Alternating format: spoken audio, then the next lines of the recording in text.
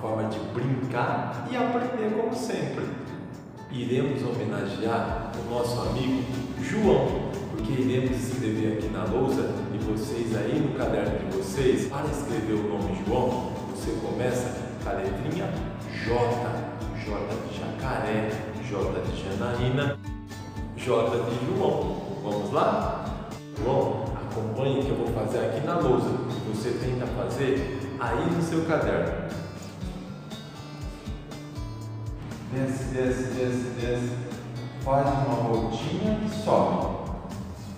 E faz um tracinho deitado em cima. Essa é a letra J. Agora, para escrever o nome de João, nós precisamos da letra O de ônibus. Vamos lá? Que é uma vogal. Faz uma voltinha, sobe, sobe, sobe. E agora, para escrever João, precisa da letrinha A, da vogal A. Vamos lá?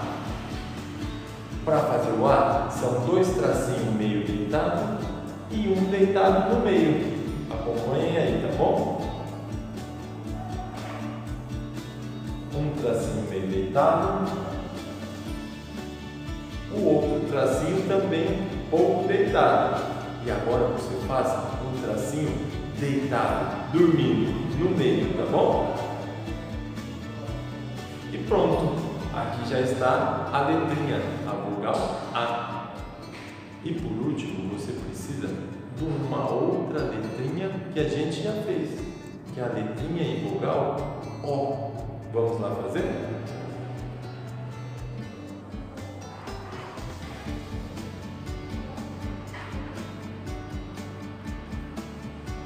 E aqui está o nome, João, certo? E eu quero que vocês aí de casa agora encontrem quantas vogais tem no nome João. Lembrando que as vogais é a letrinha A, E, I, O, U. Vamos lá? Eu ajudo vocês. O J é vogal? Não. O O é vogal? Sim, achamos uma. O A é vogal? Sim, o A também é vogal. Vou marcar a outra aqui embaixo. Vou colocar um tracinho para a gente não esquecer, tá bom? E o O é vogal? É vogal sim, porque a gente já falou. O O é uma vogal, certo? Então marquem aí também. Agora vamos contar quantas vogais existem no nome João. 1, 2, 3.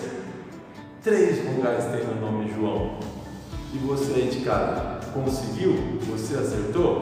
Se não acertou, não tem problema. É só tentar novamente que você irá aprender.